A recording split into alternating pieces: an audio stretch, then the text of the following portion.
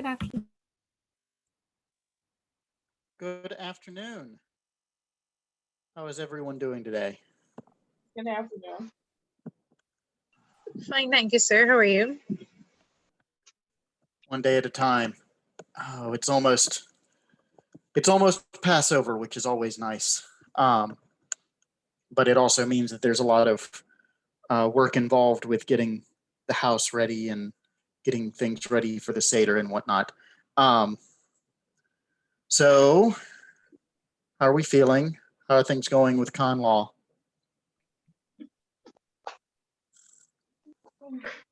Just trying to finish it, sir. Mm-hmm. I know it's due this afternoon. Yeah.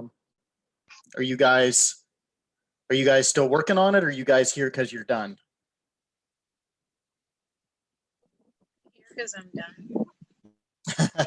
Fair enough. Gave up. Still Oh, working that on it, is. sir. I'm sorry. Say that again. I said that some of us were still working on it, just making our last adjustments on it. Yeah. Well, feel free to head on out. This lecture's getting recorded, so if you need the time, you can take the time.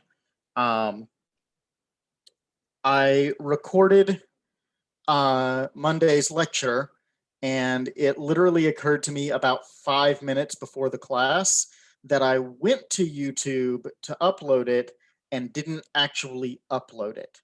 So that's on my list of things to get done this afternoon. But that's done. Just sort of the 30,000 foot overview of it, so that this lecture doesn't seem sort of completely out of left field. I talked about sort of how the administrative side is going on the midterm, right? Sort of where I am in terms of reviewing and making sure that you guys get credit for everything that you're working on. And then I talked about what'll happen when I'm finished with that. So some folks have emailed me about the midterm. The answer is I'm going to deal with everything all at once after I finish going over everyone's midterms. I am not going to deal with this one person at a time. Okay. After that, I said, okay, let's get started with nuisance. So the basic idea behind nuisance is that there are things that you can do with your property that are lawful, right? They are things that we allow people to do with their property. But if you do them with your property in the place where it is, we will hold you liable in tort. And the question becomes, what are the things that we do and don't allow, and why do we not allow them in a particular place? The recorded lecture that has not been uploaded yet talks about public nuisance, and I'm going to refer you to that for how we deal with that. But today I want to talk about private nuisance.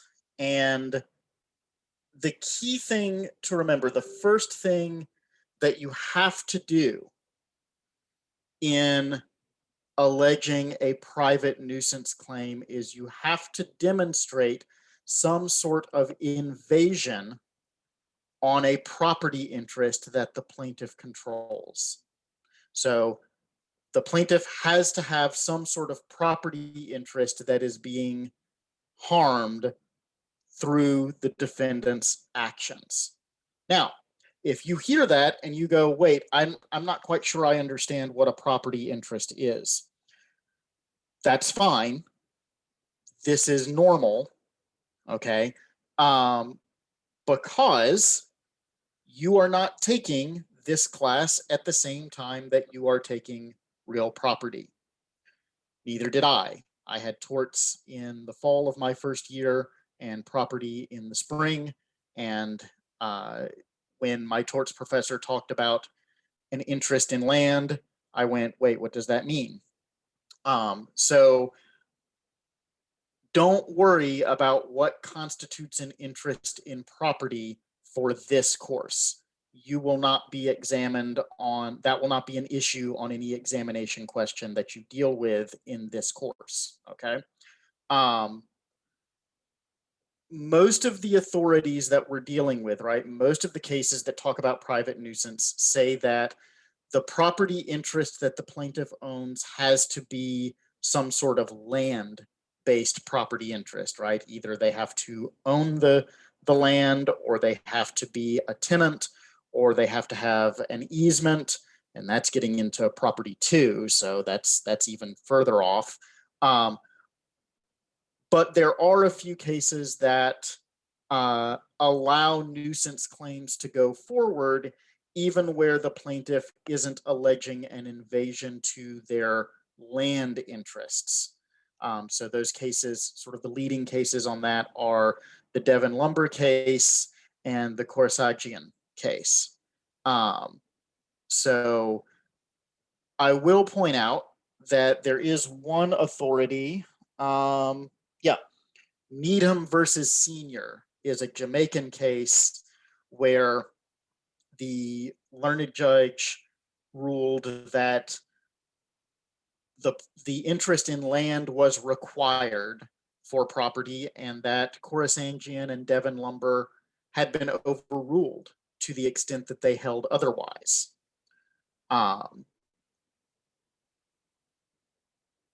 His argument was that there were other tort theories that we could use in lieu of nuisance to proceed on the facts in Needham. I am not convinced that the solution offered by the learned judge is that great, but certainly that is currently the position of the courts in Jamaica, as near as we can tell. So there are three types of private nuisance claims, okay, in increasing order of complexity. So let me start by asking you this. Do we understand, what questions do you guys have about the plaintiff's property interest requirement?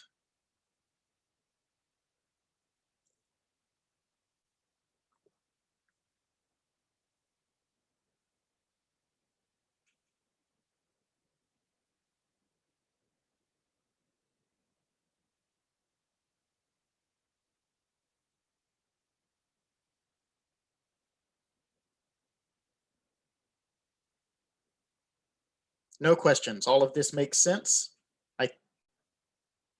So we're good on it, or are you just not asking questions because you're not really thinking about this course and I just said that this issue isn't on the exam? Okay. Someone has asked me to explain.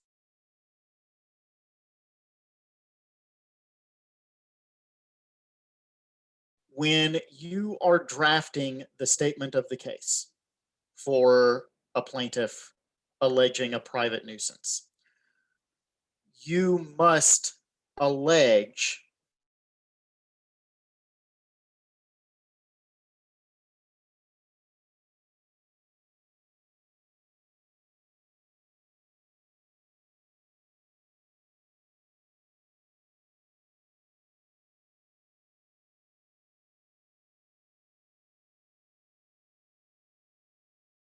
different types of things that can take in just a minute.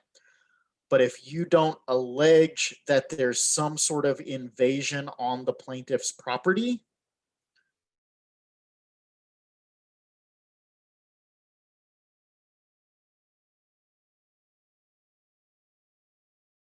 oh, I see I'm stuck.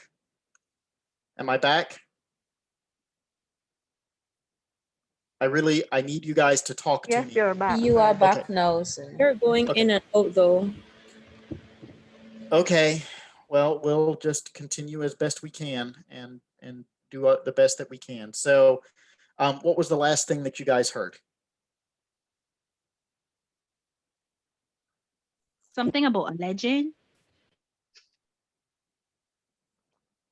I think you were explaining property, the property thing that you asked us. Okay, so so the issue with the property element is that if, as a plaintiff, right, you cannot allege some form of invasion of property, your case will be struck out. Now, what form that invasion can take, we're going to talk about that in a minute. There's a lot of different things that it can be, but you have to allege it in some form. Okay, does that help? Does that make it more clear?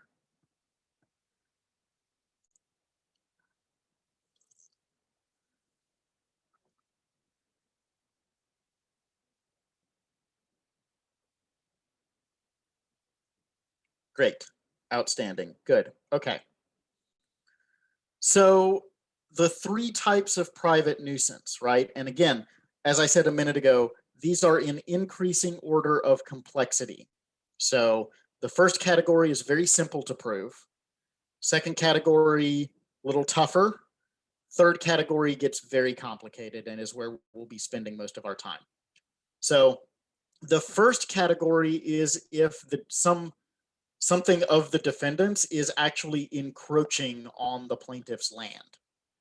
Okay, so classic examples of this are things like trees that grow over the property line, right, that extend their roots into the plaintiff's land, bushes that cross the property line, you know, fences that are built in the wrong place. You know, these are all going to be very clear cases of nuisance, in the sense that these are things that are lawful to do. There's nothing unlawful about it, but by crossing the boundary line, it's now an unlawful action that you're liable in tort for. If you are alleging encroachment, you do not have to show any injury beyond the encroachment itself. So the fact that the tree has extended roots into your property proves your nuisance claim. Okay, so you see why these cases are very straightforward, because either you crossed the line or you didn't. Okay. Somebody in the chat privately has suggested broken water pipes that leak onto the plaintiff's land. This is an interesting one.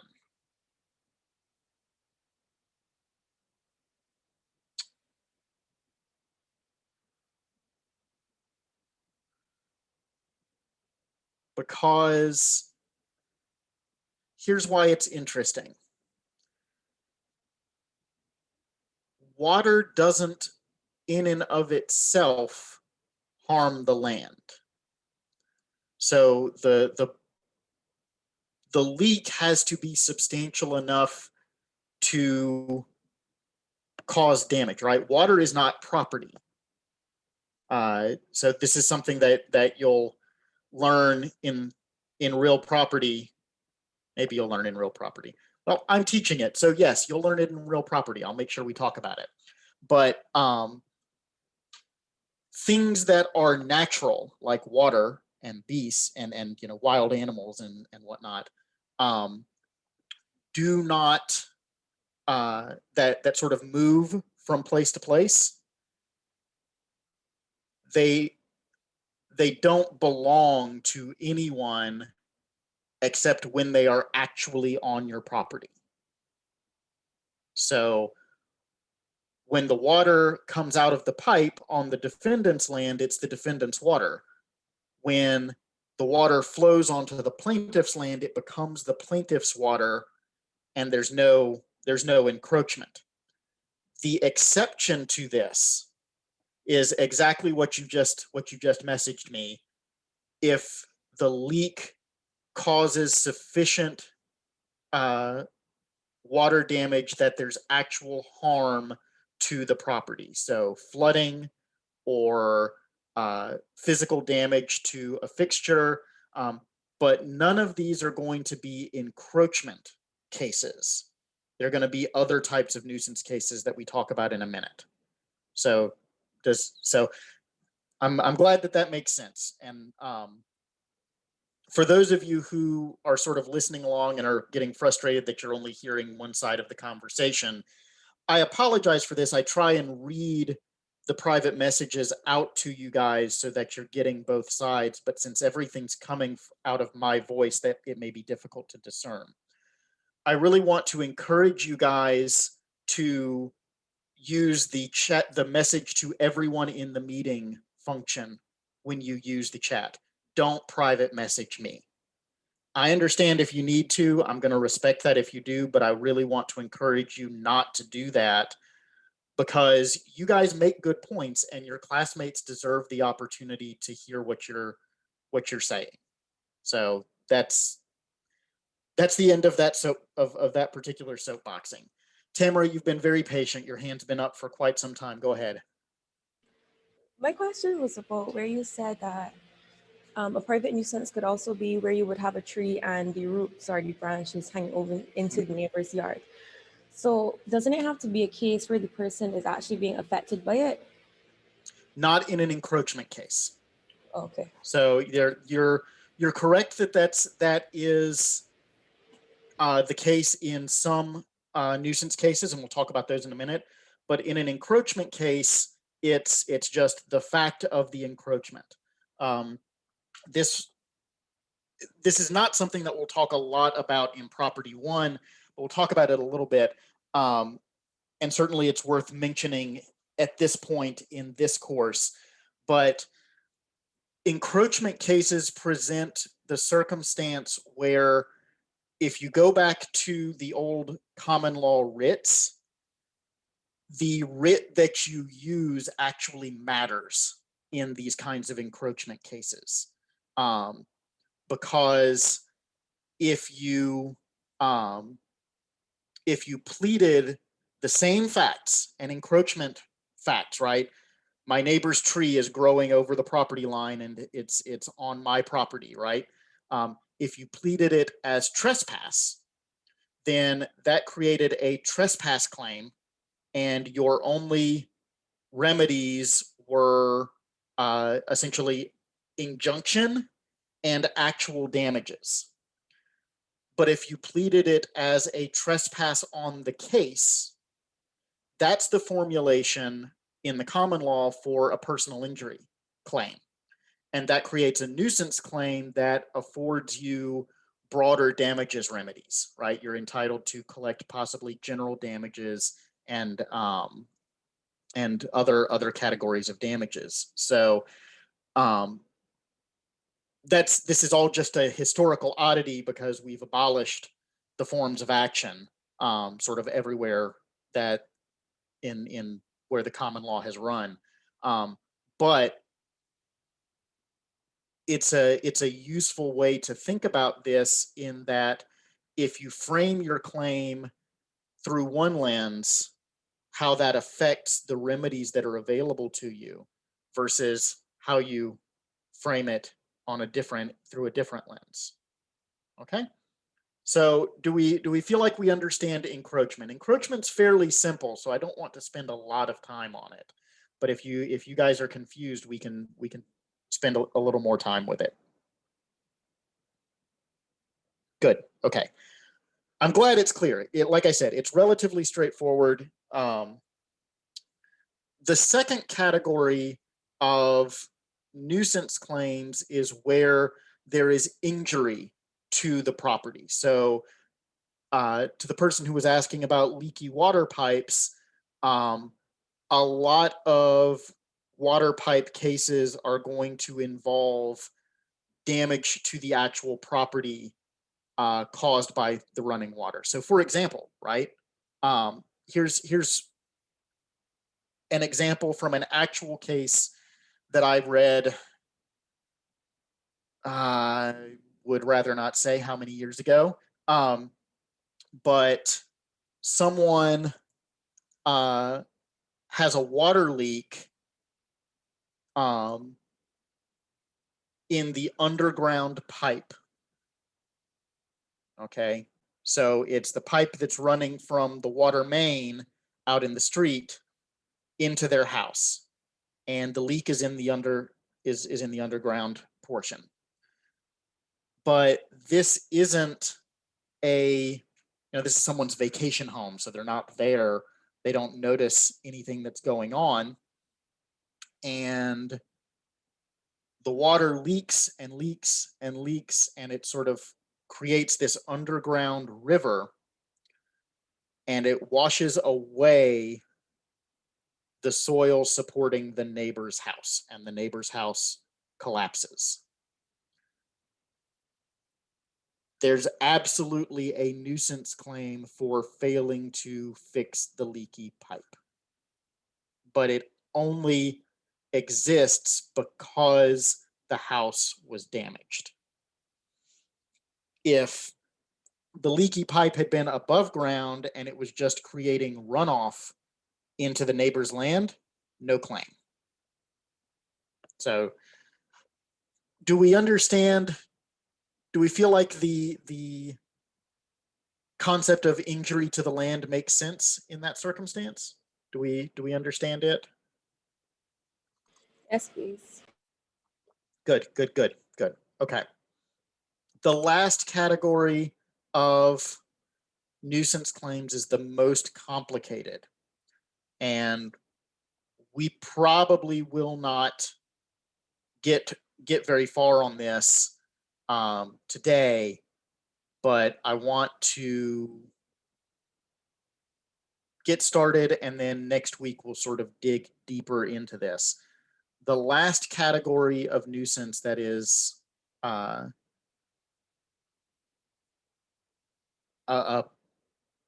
that presents an issue is nuisances that interfere with quiet enjoyment and use of the land.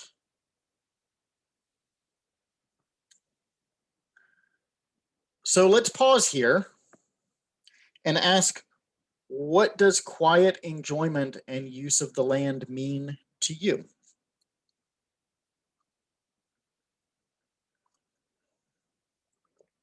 There are no wrong answers here, so feel free to jump in with your half-baked ideas.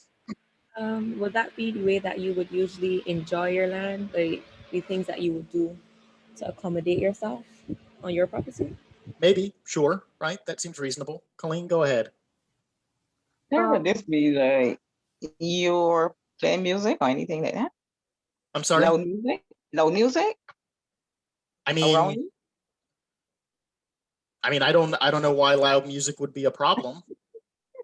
I mean, maybe very, very, very, like, maybe if you're running like Taking up animals? maybe, right? I guess the question is, what is quiet enjoyment and use of the land, not what isn't it? No. That you can enjoy the use of your land without interference, hindrances from outside elements, meaning anybody else. Maybe. Shachia, you had your hand raised. Did someone make your point? I was just gonna say it's like what you bought the land to use or what you usually do on it. So if it's like a construction land, if somebody, I know you can't complain. Say it's like two construction companies, you can't complain for noise from theirs or like, I don't know, the dust or something, because that's what the area is for. Versus if you were in like a residential area, I don't know. So this raises a really interesting question. And I touch on this a little bit in the recorded lecture, but it's worth discussing in more detail, right?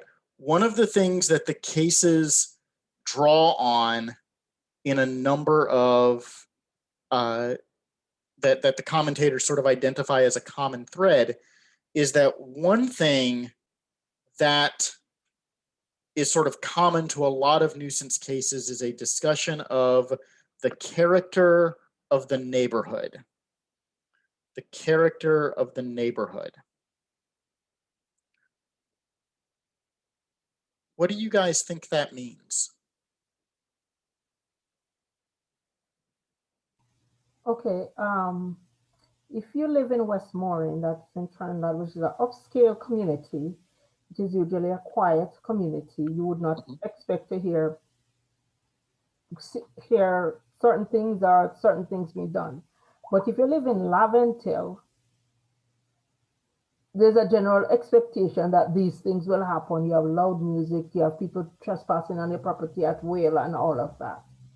Well, we'll set aside the question of people trespassing on your property. That's a whole different issue. But I want to ask this question a little more explicitly, right? Collette, what was the second place that you mentioned? Laventille, that is one of the inner city communities. Can you put that in the chat so that I can just, because I want to make sure that I'm saying it right.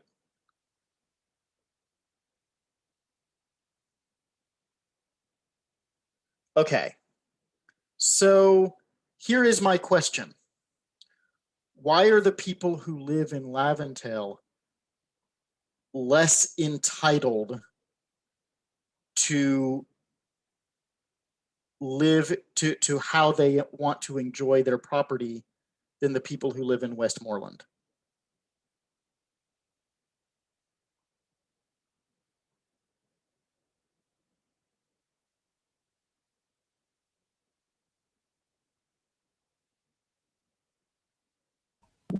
Sarah, would it be that that's because of the nature of the area? Like you moved there, well, you may not have moved there knowing, but that's the norm. That's how that area usually, the noise or whatever is there. That's how it usually is. But if that's not the case in the other territory, then you wouldn't expect that.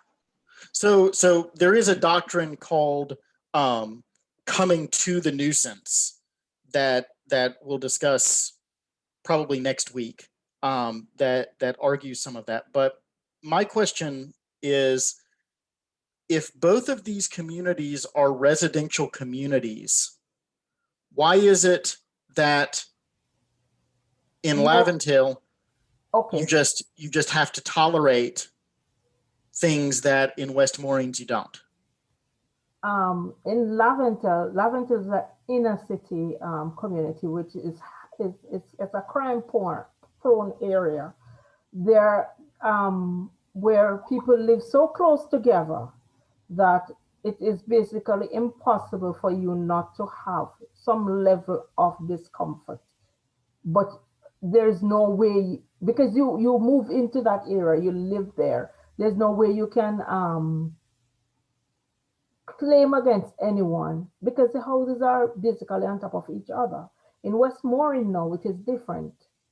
Persons buy their houses in a affluent area with the expectation that they will not encounter all of what is happening in Laventille. But why is that expectation reasonable?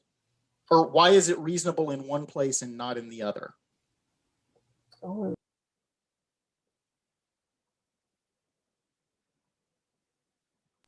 The thing about it is, if I want peace and quiet, well, if I want to live in the ghetto, I live in the ghetto. The ghetto demands you live a certain way. But if you want to live in a quiet, I'm not so sure. It is just that it is the expectation. I think it's the expectation of how things are viewed. But why? I am not so sure, sir. Can you assist me with that part? So Shachia, go ahead, and then Selina. It could be that we've accepted it, or maybe persons in a community where there's not so much noise, they could afford to bring the claim, whereas persons in another community may not be able to afford to bring the claim. So most of the cases probably are more happen in like the higher residential areas. I mean, I think there's some truth to this, and certainly we can have a conversation about the ways in which resources affect how the law is developed, right? Because of how it determines who brings claims. But I still don't understand why the doctrine will say that something that is acceptable in Laventille will not be considered a nuisance, is considered a nuisance in West Moorings. I just think that it's because of the reputation of the places. What do you mean by that, Selina? Laventille is known for crime and a caliber of people that just you wouldn't find in Westmorelands. Why? What kind of people? Criminals. What makes them criminals? Not all of them are criminals. Not all, but the majority, they're just known for. Not say the majority. If I may, I think there are some insane stereotypes being perpetuated in this discussion, and I think we need to be mindful of that. I would like my classmates to be a bit more careful in terms of how they describe these communities. Laventille is not crime-filled. It is affected by a lot of socio-economic issues and criminal issues. Other communities are as well. So please be mindful of that in the discussion. Just respectfully, I'd like to ask. Okay, I think this is really important, because the point that I'm trying to make, the point that that you guys keep talking around, is that the decisions on how to characterize a community in terms of nuisance are decisions that are driven by considerations of power and wealth.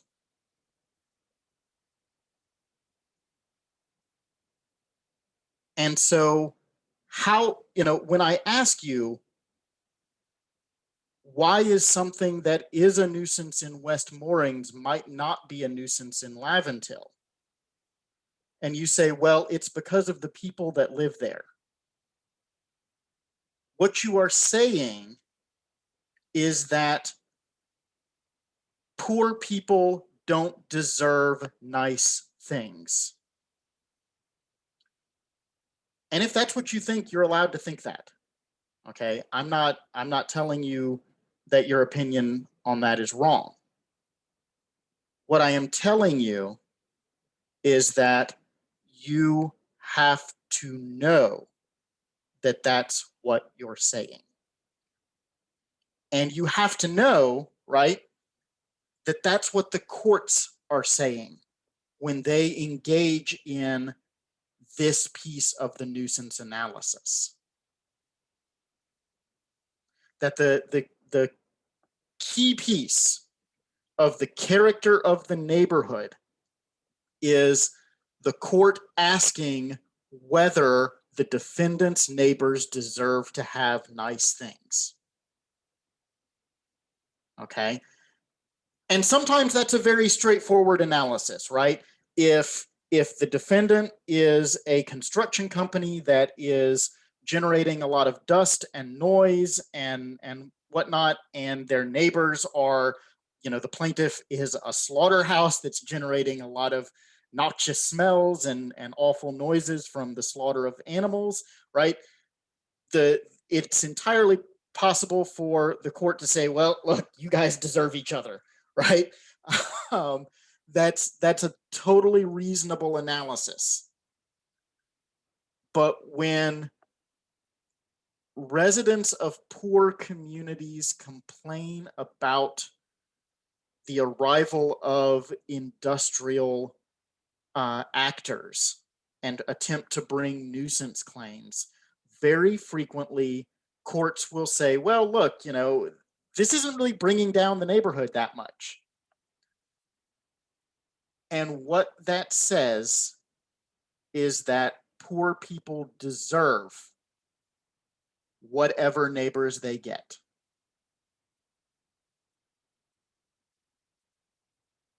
So, Excuse me, sir.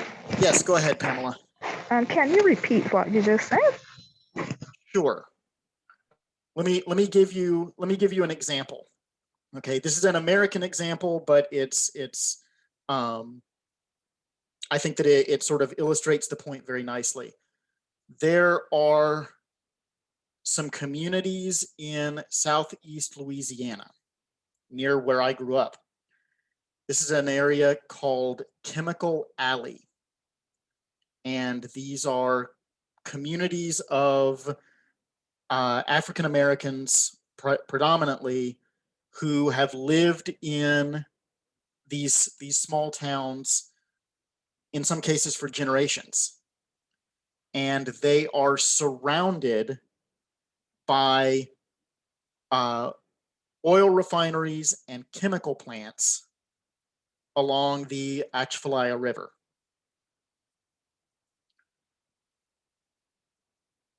These communities have incidences of cancer that are 4 to 5 times the national average. There's absolutely no question in anyone's mind that these people are suffering because of their proximity to these chemical plants. And the courts in Louisiana have routinely said, what do you expect from living in these kinds of places? They dress it up in fancier language, but that's what they say. And when we bring nuisance claims and we are rejected on the grounds that the character of the neighborhood allows this use, that is what the court is saying. What do you expect? Why do you think you're entitled to anything better?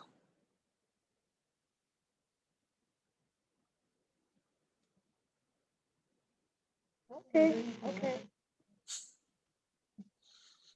So, does this seem fair to you guys? Does this seem right?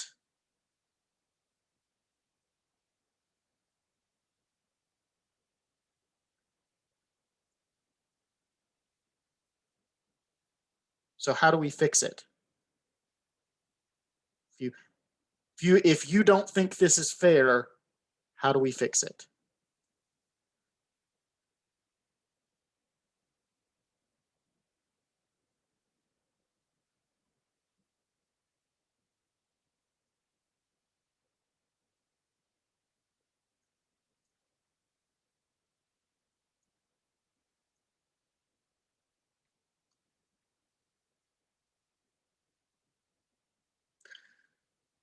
I don't have an answer. So I don't expect you guys to have one either. But I think this is something that you guys, I want to encourage you to be thinking about. I want you to,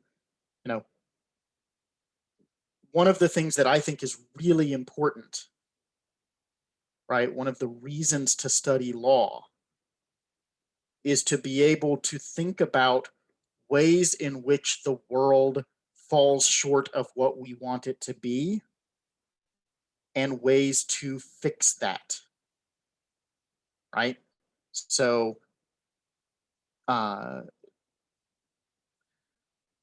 Robert Kennedy used to say that some men dream of, some men see the world as it is and ask why. And that I dream of worlds that never were and ask why not. And what I want you guys to do, what I'm trying to get you to do, is to dream of worlds that never were. And then to figure out why not.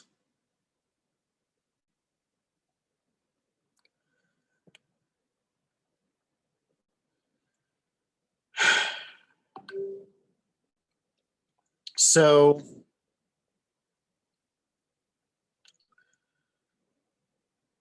just a couple of last things to wrap up, right? Now that I've sort of ranted at you for half an hour. No matter what kind of nuisance claim you're alleging, right? The plaintiff has to show that the damage to their property was sensible and substantial. And the courts sort of approach these in different ways, depending on how the damage works. So in an encroachment case or an injury case, sensible is sort of the key piece. And what it means in that case is that the damage has to be detectable, and how the courts determine that whether damage is detectable is they ask whether the value of the property has been reduced. Really just that simple. And so if there was no reduction in the value of the property, then the nuisance claim will fail. Okay.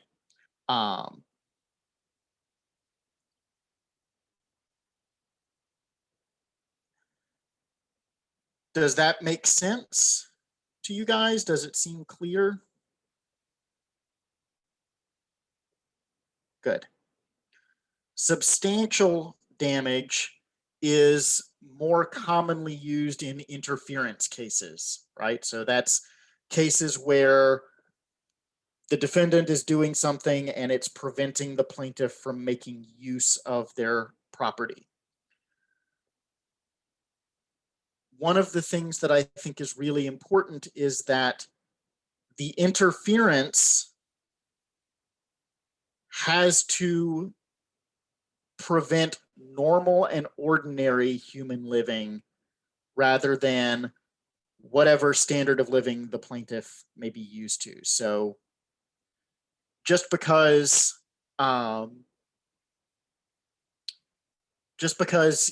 you have made it so that the queen can't enjoy walking her corgis as much doesn't mean that there's a nuisance unless ordinary people walking their dogs would be similarly affected. So yeah, corgi, the queen raises corgis, which are these little short-legged kind of fat sausage dogs. Real cute, real temperamental, kind of weird. Anyway, yeah.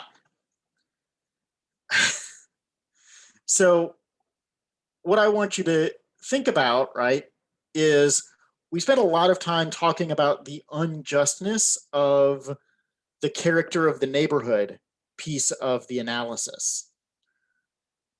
I want to ask you, do you think that the limitation on interference claims to damage that relates to normal and ordinary human living, does that claw back some of that classism? What do you think?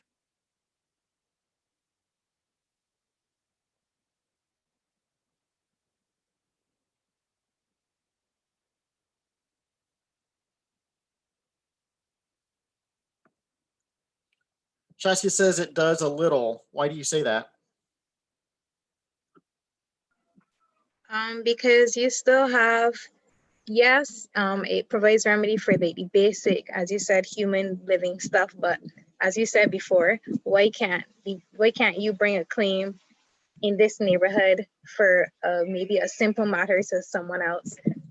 Why won't you be able to succeed with it versus somebody in a better neighborhood? That's still the issue. But I do think it will help. So let me tell you why I am less convinced. I think you're making a good argument, and I think there's some merit to it. but here is why I am less convinced. These are two different components of the analysis, right? The character of the neighborhood determines whether the defendant's actions constitute a nuisance at all. Whereas the question of whether the interference is substantial affects the plaintiff's entitlement to a remedy. So what you may have is you may have a situation where the defendant is engaged in a nuisance, right? But this particular plaintiff hasn't been substantially interfered with. Maybe, maybe they're far enough away that the smells from the slaughterhouse aren't substantially interfering, but someone who's closer might be, right? So does that make sense, sort of the distinction that I'm drawing? Yeah. Okay. The last thing that you have to prove as a plaintiff alleging nuisance is you have to prove that the defendant was unreasonable. And boy, that's going to get real. That's the place where these cases sort of go off the rails and they stop having principles and just sort of have facts. So we're going to stop here and we're going to talk about what constitutes reasonableness next week. Okay? So what questions do you guys have about private nuisance and the things that we talked about today? Akeem asks, in a factual scenario with private nuisance, does one have to address all three categories before reaching a decision? No. So if the facts do not allege an encroachment, you don't have to deal with encroachment. If they don't allege an injury to property, you don't have to deal with that issue, right? You only have to deal with the category that is alleged by the facts. Okay? What other questions?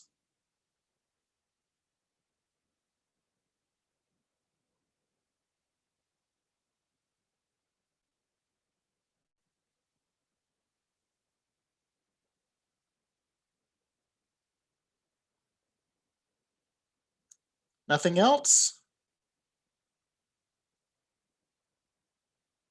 No? Okay. Well, then I am going to wrap it up here and I will see you guys. Well, some of you I'll see on tomorrow and Friday, but the rest of you I'll see next week. So take care, guys. Get that con law done, get it submitted if you haven't already, and I will see you guys later. Take care and bye. Bye. Thank you.